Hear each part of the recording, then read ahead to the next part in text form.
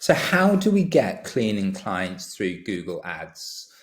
So Google Ads can be an extremely effective way to get cleaning clients into your business. So I've used it for coming up to 8 or 9 years in my own cleaning business, and it was one of the key marketing channels that we used to grow the business to 4 cities.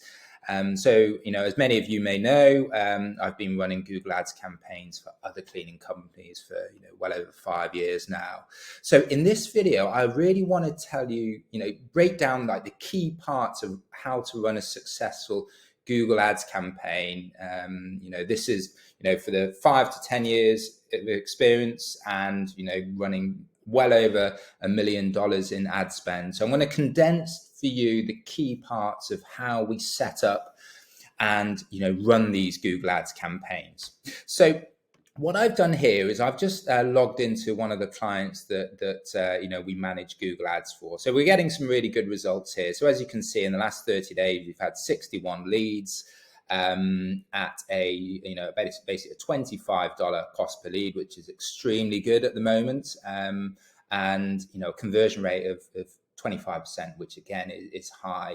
So this conversion rate is basically telling us that for every 4 people that click on our ad, we're getting 1 phone call or 1 online lead form.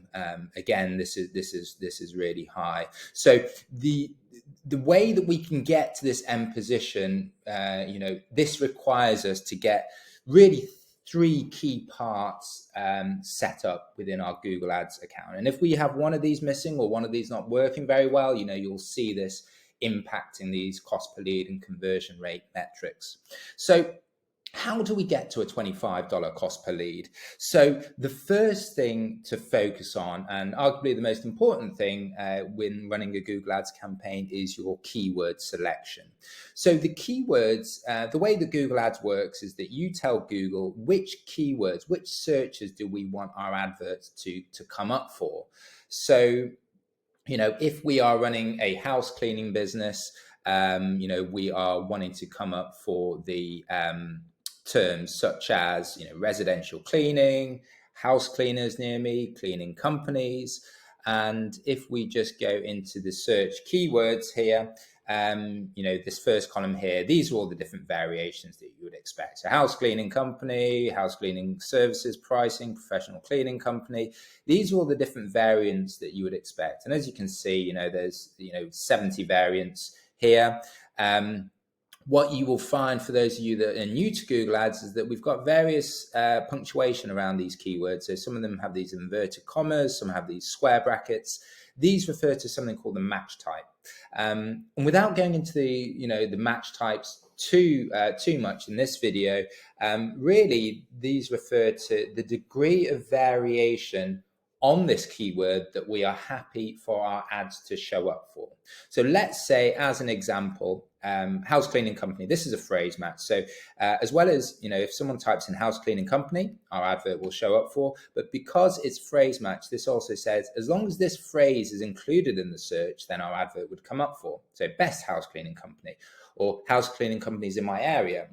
Because it's phrase match, this would trigger that search as well. So exact match is a lot more tighter, and broad match is a lot looser.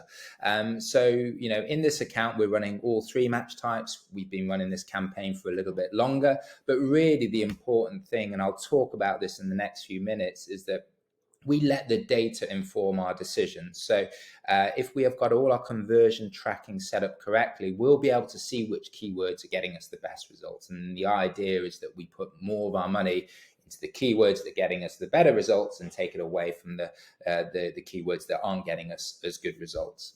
So really, the Google Ads campaign starts from the keyword selection. We use lots of different variants of the keywords. Obviously, when you're setting up your new Google Ads account, you can't just have 1 or 2 keywords in here. You need to have all the different variations, because if you do not have all those variations, you won't be getting, your ads won't be shown for people that are potentially in the market for your service. But, if you haven't selected the keyword, you're not being shown to those people. So we need a good selection of keywords. And once we set up the campaign and run the campaign, the search terms report is where we're going to be focused a lot of our time. And search terms is under the keywords section on the left-hand side. And what the search terms are and how they differ to the keywords, the search terms is the exact string of words that people are typing into Google and our ads showing up for. So this particular client is based in Toronto in Canada. So you can see, here, cleaning services Toronto, that's a really great search. Cleaning services Mississauga, these are some of the sort of sub-locations within Toronto. So generally, if we can get in front of people who are searching for the service or the service plus location, that is when we're going to be getting really good results, good conversion rate. That's when we're beginning that 20% plus conversion rate that I showed you on the very opening screen. So when I talk about service or service plus location, the service search terms would be things like cleaning services, house cleaning services. Where there's a service plus location, obviously the location is included in the service, in the keyword itself. So cleaning services Toronto, house cleaning services Brampton. These are exactly the types of searches that we want to come up for. As you'll see, when we look down this list, it's never going to be 100% clean. We get, some competitor terms. This scrubby cleaning looks like a competitor, and we want to be adding those to what's called the negative keyword list. And we'll go into the importance of the negative keyword list in the next few minutes. But really, when we set up and get the campaign up and running, you want to be in here in the search terms report probably every day, every couple of days, depending on your budget. If you're obviously spending thousands a month, you've got enough data to warrant going in there every day. If you're only spending like 500 a month or something like that, you may look to the search terms report every few days or every week. But the idea is that when we look down this search terms report, we're going off from a basic search keywords list. But if you find specific keywords that you think are really interesting, so this cleaning services Toronto, if we hadn't already had this in our list, then we would want to add this in. But as I said, as important as the keywords that we target is also the negative keywords. And the negative keywords, as I searched for before, this scrubby cleaning would be an example of the negative keyword list, a negative keyword. What the negative keywords does is that it protects us from future irrelevant cleaning related searches. So, every day in your location, there'll be lots of cleaning related searches happening every day. There'll be examples of great searches, house cleaners near me, or best maid service, or cleaning companies in my area. Those are great searches. They are service or service plus location searches. They're going to be getting high conversion rates. Those are exactly the types of searches that we want to get in front of. But then there'll be lots of examples of less relevant searches. So for example, we generally don't want to come up for competitor searches, so scrubby cleaning or Molly Maid near me. The reason we don't want to come up for those searches, particularly with the smaller budget accounts, is that the conversion rates for those searches tend to be a lot lower. If someone types in scrubby cleaning, maybe they've already booked service and they want to change the time, or maybe they've booked service and the maid hasn't shown up, or maybe their next door neighbor has said, you've got to use these guys. And, if they search for that, they come across our advert, click on our advert, and they speak to us, and we say, they ask, oh, is that scrubby cleaning? And we say, no, this is, XYZ cleaning company. They're going to say, actually, I'm looking for scrubby cleaning. So the conversion rate, the likelihood of that person clicking on our ad and, becoming a client of ours in our schedule is going to be a lot less than someone searching for this cleaning services Toronto, for example. So we want to add these competitor terms and other terms into something called a negative keyword list. So, scrubby cleaning, these competitor searches, we want to add them to a negative keyword list, but also in the general list, we there'll be lots of generic searches. A couple of examples might be cleaning jobs near me. Someone searches for that, they are probably a cleaner looking for work. Or how do I clean my bathtub? That is probably someone looking to clean the bathtub themselves. They're not necessarily looking for a cleaning company to help them with it. So, for example, in that second example, we may add the word bathtub to the negative cleaning keyword list, or how. the question words are also indicative of people wanting to do it themselves.